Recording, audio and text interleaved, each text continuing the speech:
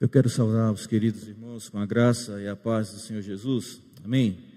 Quero saudar também os queridos irmãos que estão nos vendo e ouvindo pela internet. O nosso desejo é que Deus esteja falando conosco, continuando a falar conosco por meio da sua palavra. E que esta palavra realmente venha de encontro à minha, às nossas necessidades.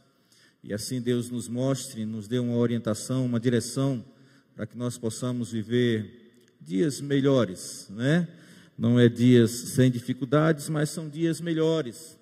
E quando eu penso em dias melhores, eu penso em nós, povo de Deus, vivendo dentro dos preceitos eternos, dos preceitos da Sagrada Escritura, vivamos assim experimentando do cuidado e da bênção desse nosso Deus lindo, maravilhoso e perfeito. Eu gostaria que os queridos abrissem suas Bíblias no livro de Atos dos Apóstolos, no capítulo 5, nós vamos ler do verso 1 até o verso 11. Esse é um texto bem conhecido, com certeza, dos queridos. Nos relata a história de Ananias e Safira, Capítulo 5 de Atos dos Apóstolos, versos 1 até o verso 11. Diz assim as Sagradas Escrituras: Entretanto, certo homem chamado Ananias, com sua mulher Safira, vendeu uma propriedade, mas em acordo com a sua mulher, reteve parte do preço e, levando o restante, depositou aos pés dos apóstolos. Então disse Pedro: Ananias, por que encheu Satanás teu coração para que mentisses ao Espírito Santo, reservando parte do valor do campo, conservando-o, porventura, não seria teu? E vendido, não estaria em teu poder? Como, pois, assentaste no coração este desígnio? Não mentiste aos homens, mas a Deus. Ouvindo essas palavras, Ananias caiu e expirou, sobrevindo grande temor a todos os ouvintes. Levantando-se, os moços cobriram-lhe o corpo e, levando-o, o sepultaram. Quase 3 horas depois, entrou a mulher de Ananias, não sabendo o que acontecera. Então Pedro dirigiu-se a ela e perguntou-lhe: Dize-me, vendestes, portanto, aquela terra? Ela respondeu: Sim, portanto. Tornou-lhe Pedro: Por que entrastes em acordo para tentar o Espírito do Senhor? Eis aí a porta, aos pés dos que sepultaram o teu marido, e eles também te levarão. No mesmo instante, caiu ela aos pés de Pedro e expirou. Entrando os moços, acharam-na morta e, levando-a, sepultaram-na junto do marido. E sobreveio grande temor a toda a igreja e a todos quantos ouviram a notícia destes acontecimentos. Vamos orar? Senhor amado, nós queremos te agradecer pela tua palavra. Queremos te agradecer pelo privilégio, Paizinho amado, de poder não apenas abri-la, mas poder compartilhar acerca dela, nos alimentar, recebermos do Senhor a direção para as nossas vidas. Direção essa que nos mostra, ó Deus, qual é a vontade do Senhor, qual é o teu querer para as nossas vidas, qual é o lugar que o Senhor quer que nós estejamos, fazendo aquilo que realmente o Senhor quer que nós façamos. Então, Senhor Espírito Santo, nós suplicamos que o Senhor realmente faça aquilo que nós não podemos fazer. Nós até podemos anunciar a palavra, mas apenas o Senhor tem o poder e a capacidade de vivificar esta palavra no nosso coração, e gerar em mim, em nós, toda a mudança necessária, toda a mudança que há no teu coração, de desejo do Senhor, para que haja uma melhora no meio do teu povo, e assim nós experimentemos cada dia mais da tua bênção, ó Pai, sobre nós. Ajuda-nos, ó Senhor amado, a compreender, a entender, ajuda-nos, aí nos capacite a ter ouvidos para ouvir, e faz com que o meu coração, nosso coração nessa noite, seja um coração realmente acessível a ação do teu Espírito, ó Senhor, para que o Senhor gere cada dia mais em nós desejo de te servir com integridade. Nós pedimos e também te agradecemos nessa hora, Senhor, em nome de Jesus. Amém, Senhor. Nós cantamos agora, né, esse hino que fala que ao vencedor, aquele que chega e alcança a vitória, ele não alcança porque ele corre melhor, né, e também não é porque ele é forte, mas a vitória está preservada para aqueles que são fiéis e que servem a Deus. Servem a Deus com fidelidade, servem a Deus com amor, servem a Deus com carinho, né? Servem a Deus com bastante alegria. Antes de nós entrarmos no texto de Ananias e Safira mesmo, eu preciso ter uma compreensão, uma visão um pouquinho melhor daquilo que está acontecendo, o propósito pelo qual eu creio que o texto traz para nós lições bonitas e importantes que vão ajudar e vão nos fortalecer e vão realmente mostrar qual é a vontade de Deus para as nossas vidas. Quando nós voltamos um pouquinho o texto, no capítulo 4, a partir do verso 23, o texto nos mostra que Pedro está passando por um momento, uma situação ali de adversidade, onde ele está sendo questionado, onde as pessoas tentam, de alguma maneira, fazer com que ele negue a sua fé, negue os fundamentos a qual ele vive, tentando cada dia mais viver fundamentado, alicerçado, para alegrar o coração de Deus, pela consciência que ele tinha de quem era o Senhor Jesus, do que ele tinha feito, do que ele tinha derramado sobre o seu povo, e esse povo incluía o próprio Pedro. E o texto diz assim: uma vez soltos, procuraram os irmãos e lhes contaram quantas coisas lhes haviam dito os principais sacerdotes e os anciãos. Ouvindo isto, unânimes, levantaram a voz a Deus e disseram: Tu, soberano Senhor, que fizeste o céu, a terra, o mar e tudo que neles há, que disseste por intermédio do Espírito Santo, por boca de Davi, nosso pai, teu servo, por que se enfureceram os gentios e os povos e imaginaram coisas vãs? Levantaram-se os reis da terra e as autoridades ajuntaram-se a uma contra o Senhor e contra o seu ungido, porque verdadeiramente se ajuntaram nessa cidade contra o teu santo servo Jesus, a qual ungiste Herodes e Pôncio Pilatos como gentios e gente de Israel, para fazerem tudo o que a tua mão e o teu propósito predeterminaram. Agora, Senhor, olha para as suas ameaças e concede aos teus servos que anunciem com toda a intrepidez a tua palavra, enquanto estendes a mão para fazeres curas, sinais e prodígios por intermédio do nome do teu santo servo Jesus. Tendo eles orado, tremeu o lugar onde estavam reunidos, todos ficaram cheios do Espírito Santo e com intrepidez anunciavam a palavra do Senhor. Vocês vão reparar, irmãos, no capítulo 4, a partir do verso 23 que nós lemos, e depois a partir do verso 32 até o verso 37. A Bíblia tem a preocupação, Deus teve a preocupação, o Espírito Santo teve a preocupação de nos mostrar, de nos ensinar, irmãos, necessidades para a igreja. Necessidades que nós precisamos cultivar, nós precisamos nos alimentar dessas verdades e desses desejos que o Senhor quer para a igreja. E uma desses desejos que o Senhor tanto quer que nós vivenciamos no nosso dia a dia é a vida de oração. A nossa vida de oração individual, sim, mas a nossa vida de oração em conjunto, como igreja, como corpo de Cristo que somos. Nós não podemos perder de vista essa ideia, irmãos, porque é uma ideia bíblica. Toda e qualquer ideia contrária a essa não procede do coração de Deus, e nós precisamos entender e rejeitar. Quando nós olhamos o texto de Ananias e Safira, o texto é claro, de maneira específica no que diz respeito ao trazer aquela quantidade que deveria ser a quantidade correta. E eles escondem, omitem, mentem. E o apóstolo Pedro, usado pelo próprio Deus, ele deixa claro: olha, por que você permitiu, por que você deixou que Satanás colocasse no teu coração sentimentos, ideias que não procedem do coração de Deus? É impressionante, irmãos, como nós temos acatado, como nós temos dado ouvidos e muito ao que Satanás tem dito, muitas vezes para o povo de Deus. E nós temos recebido essas ideias e temos colocado em prática no nosso dia a dia.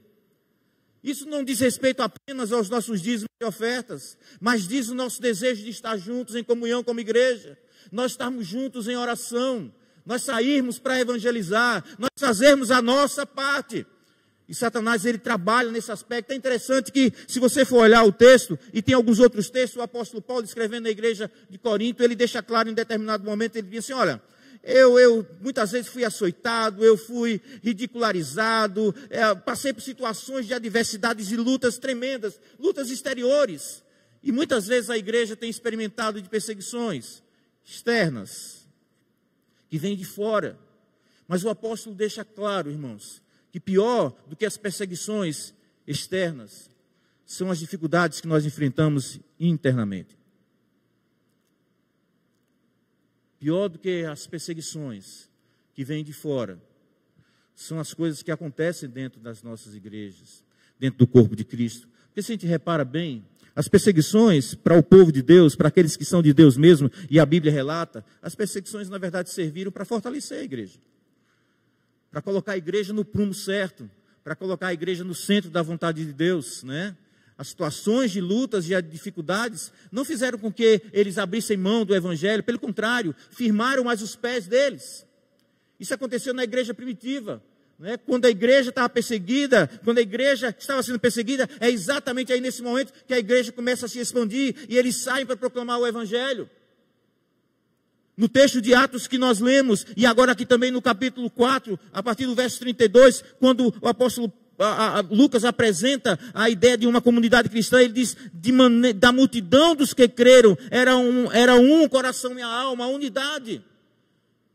Deus sabe, e Satanás também sabe, Deus sabe que é na unidade que o Espírito de Deus trabalha.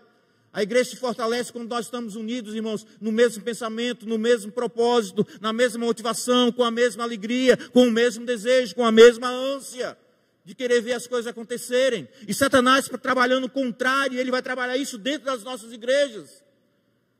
Porque ele sabe que reino dividido ele não subsiste. Reino dividido ele enfraquece. E nós devemos ter cuidado, porque o mesmo preceito, mesma ideia que o capítulo 5 traz, mostrando para nós, no que diz respeito aos nossos dízimos, às nossas ofertas, aquilo que nós devemos, não apenas como obrigação, como uma atitude de amor a esse Deus que nós servimos, que tem dado tudo a nós. Quando nós omitimos, quando nós mentimos, quando nós enganamos, nós precisamos entender que a nossa atitude de engano, de mentira, de omissão, nós não estamos fazendo isso para os homens. Nós estamos pecando, na verdade, contra Deus. E esse mesmo preceito vale para tudo, irmãos. Eu poderia usar a mesma declaração quando Lucas diz aqui, né? Pedro diz, entretanto, certo homem chamado Ananias, e aí aquela ideia, ele vende, ele guarda um pouco do valor correto, e ele segura aquele dinheiro, e o apóstolo Pedro, ele diz, ouvindo essas palavras, conservando porventura não seria teu, e vendido não estaria no teu poder, como pois assentaste no coração esse desígnio? Não mentiste aos homens, mas a Deus. Muitas vezes, irmãos, nós temos assumido essa postura de engano, de mentira. Nós justificamos, nós gostamos de justificar. Nós temos sempre uma justificativa para não estar na igreja. Mas eu preciso entender, irmãos, e pensar, o que é que está chegando ao meu coração? O que é que tem feito eu pensar nessa possibilidade? O que é que está acontecendo com a minha mente, com o meu coração? Quais são as ideias que estão chegando a mim, que tem feito eu pensar que eu posso estar em comunhão com Deus em casa, sem que haja necessidade que eu esteja na igreja, que eu seja assíduo aos cultos? Como diz, né, o texto, a Bíblia diz que nós não devemos fazer como alguns faziam, e aí não fazem, deixando de congregar. Da onde procede essa ideia? De onde está vindo essa ideia que está levando as pessoas a ficarem em casa e não estarem na igreja? Achando elas que é possível ter comunhão com o Deus da igreja sem que haja necessidade de ter comunhão com a igreja. Não existe essa possibilidade, queridos. Se eu tenho comunhão com Deus, eu também vou ter comunhão com a igreja desse Deus. Se eu tenho comunhão com Deus, eu vou ter comunhão com as coisas de Deus. Não tem como desassociar uma coisa da outra. A pergunta que nós devemos fazer é: quem tem colocado, ou quem tem disseminado, ou da onde procede essa ideia que tem chegado à mente e o coração de muitos crentes hoje?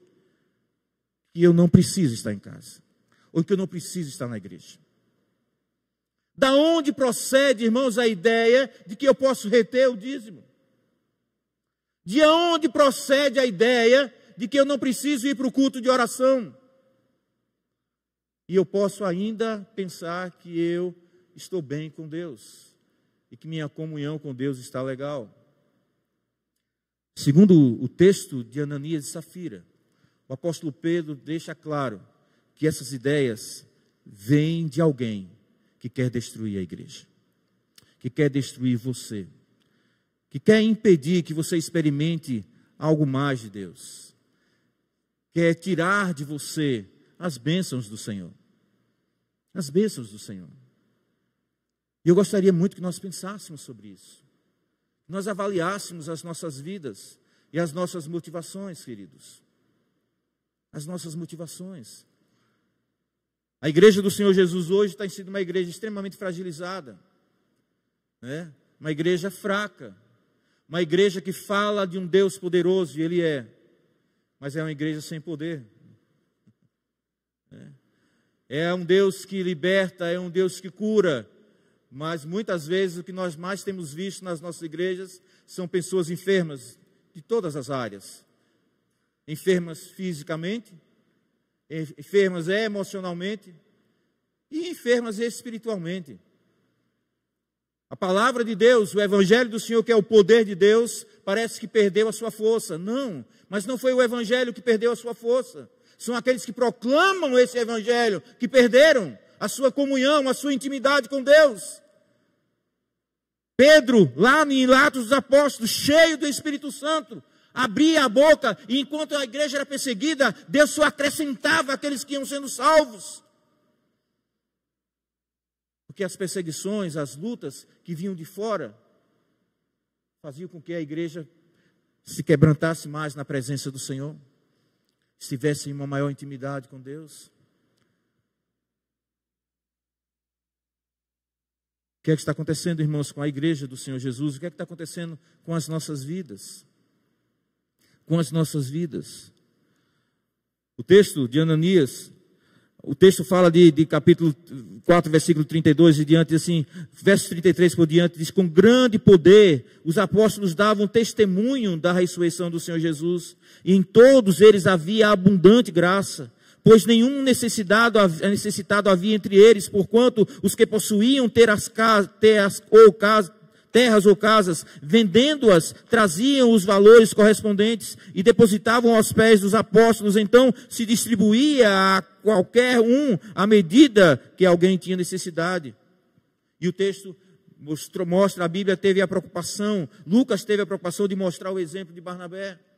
Barnabé tinha um terreno, ele vende e ele traz e deposita aos pés dos apóstolos, para que esses apóstolos administrassem segundo a necessidade. Qual tem sido, irmãos, a dificuldade que nós temos tido de sermos fiéis ao Senhor? Será que nós perdemos de vista a compreensão, irmãos, de aquilo que nós temos é o Senhor que tem nos dado? Eu não me refiro apenas ao nosso salário, ao dinheiro que todos os meses cai na minha conta e na sua conta, mas eu estou falando da sua vida. Eu estou falando do ar que você respira, eu estou falando da casa que você tem, eu estou falando de um carro que de repente você possui, eu estou falando de um marido, de uma esposa que você tem, de filhos que você tem, de tudo que eu e você nós possuímos, temos porque o Senhor tem nos dado. Será que tem esfriado realmente o nosso coração a um ponto de nós não percebermos, ou deixarmos de perceber que tudo aquilo que temos porque o Senhor é que nos dá, e que nós deveríamos ter de imediato um coração grato, e fazermos a parte que a mim e a você é cabível? Ananias e Safira, eles omitem, escondem, e Pedro deixa claro assim: olha, vocês na verdade não eram obrigados a vender. E enquanto vocês não vendiam, o terreno era de vocês. Vocês venderam porque vocês quiseram. E depois que vocês venderam, se vocês não quisessem trazer o dinheiro, porque não era obrigado. Se vocês não quisessem trazer o dinheiro, por um acaso não pertenceria a vocês? O problema aqui, irmãos, não era nem não ter trazido o dinheiro. Eles poderiam até não ter trazido. O problema é se eles não quisessem. O problema não haveria se eles não quisessem vender. O problema é a mentira. O problema é a omissão. É tentar enganar, ludibriar Deus. É tentar de alguma maneira, irmãos, pensar, imaginar que se pode enganar o Senhor. E isso é obra do diabo. Satanás fez isso no passado. Ele continua fazendo no presente. Levando as pessoas a não ser fiéis nos dízimos e ofertas, a não serem fiéis na assiduidade aos cultos, na participação, no envolvimento com o Evangelho, com a igreja do Senhor Jesus. E ele tem disseminado essa ideia. E tem feito as pessoas pensarem que eu não preciso fazer, mas mesmo assim eu mantenho comunhão com Deus, ou não precisa fazer e mesmo assim Deus vai te abençoar. Não é dos fortes, nem dos que correm melhor, mas são dos fiéis. São dos fiéis. A Bíblia nos apresenta, irmãos, em todo o tempo, que nós deveríamos ter o cuidado com aquilo que tem chegado ao meu e ao teu coração. Cuidado com a sutileza do inimigo das nossas vidas. Ele quer destruir a mim e a você. Ele quer destruir a igreja. Ele quer destruir a igreja. Ele sempre trabalhou dessa maneira. Perseguições externas e perseguições e atitudes internas. E eu posso garantir para vocês que muito pior do que de repente nós estarmos vendo situações que podem chegar para a igreja, de cobranças, de dizer que nós não vamos poder fazer isso ou aquilo. Muito pior do que essas coisas que vão vir de fora, são as coisas que têm acontecido dentro da igreja. Porque se a igreja estiver no propósito, na motivação, no sentimento, movido pelo mesmo Espírito, firmados no Senhor, juntos, alicerçados na palavra, irmãos, pode vir a perseguição que quiser, pode se levantar quem quiser se levantar, mas a igreja do Senhor Jesus, ela continuará marchando firme, forte, e o nome do Senhor será glorificado por meio da igreja e na igreja.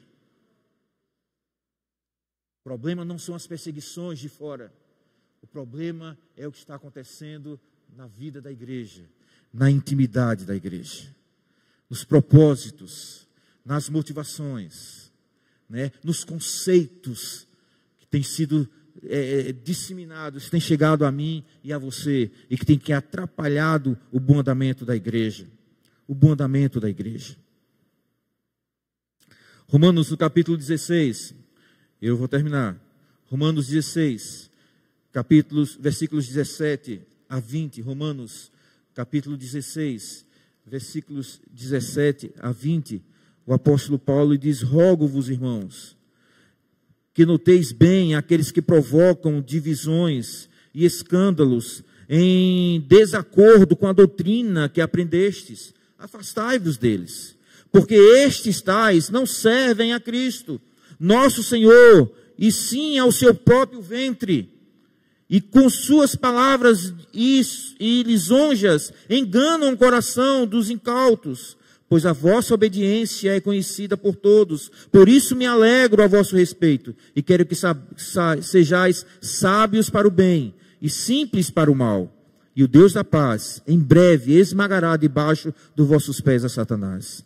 A graça de nosso Senhor Jesus seja convosco. Irmãos, nós precisamos ter cuidados, até com quem nós andamos.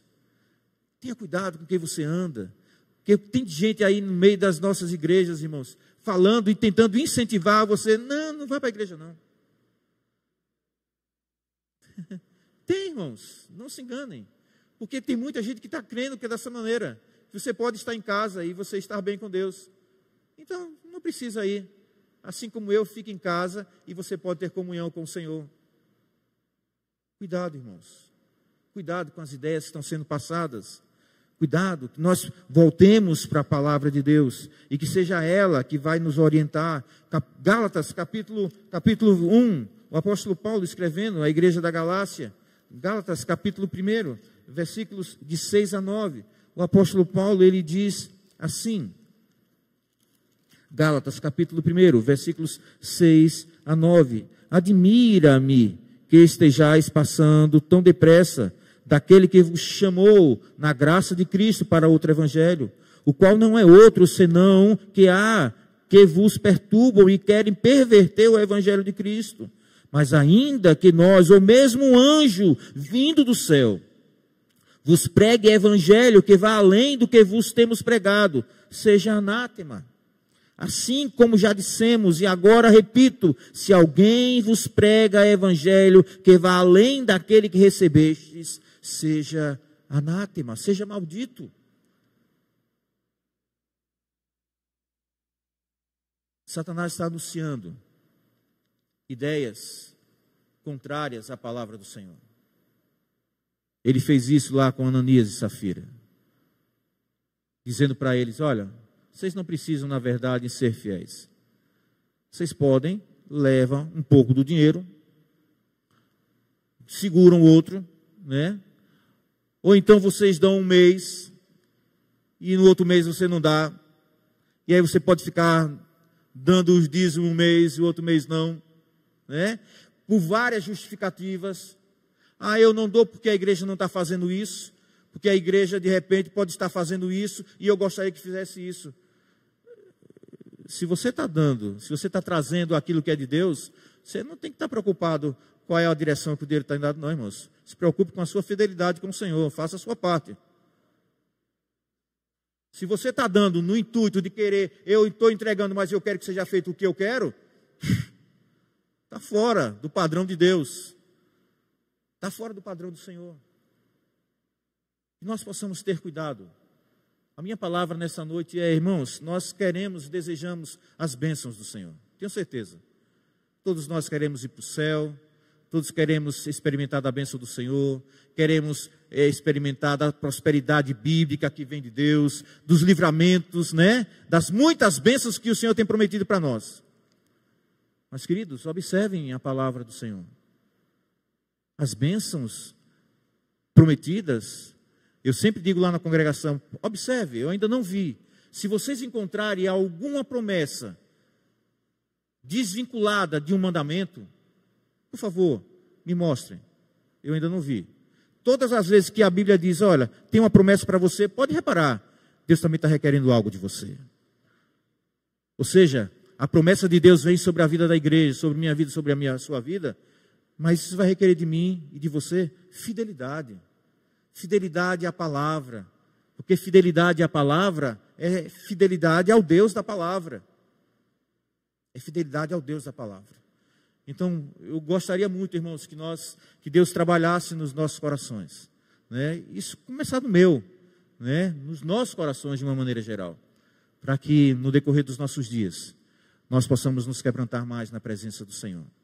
E nós possamos reconhecer, irmãos, que nós temos falhado e que nós precisamos urgentemente melhorar diante do Senhor. Melhorar diante do Senhor. Vamos orar? Senhor amado, nós queremos suplicar por misericórdia, Pai.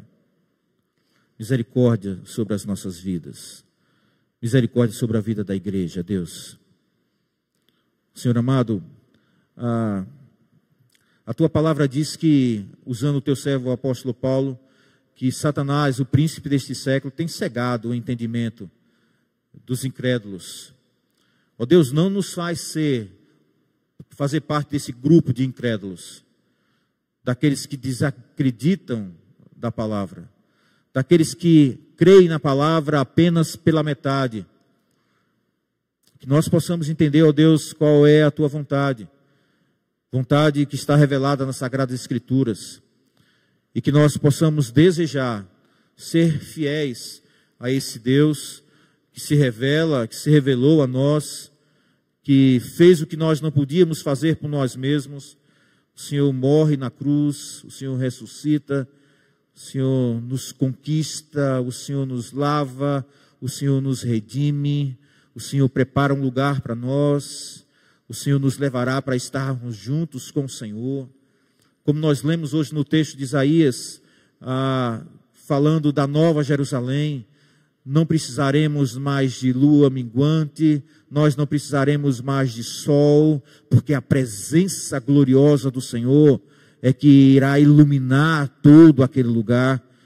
Nós não mais precisaremos passar por funerais, por luto, porque aonde nós iremos, para onde nós iremos, só haverá vida e vida em abundância. E quem conquistou isso para nós foi o Senhor, Pai. E nós devemos ter um coração grato.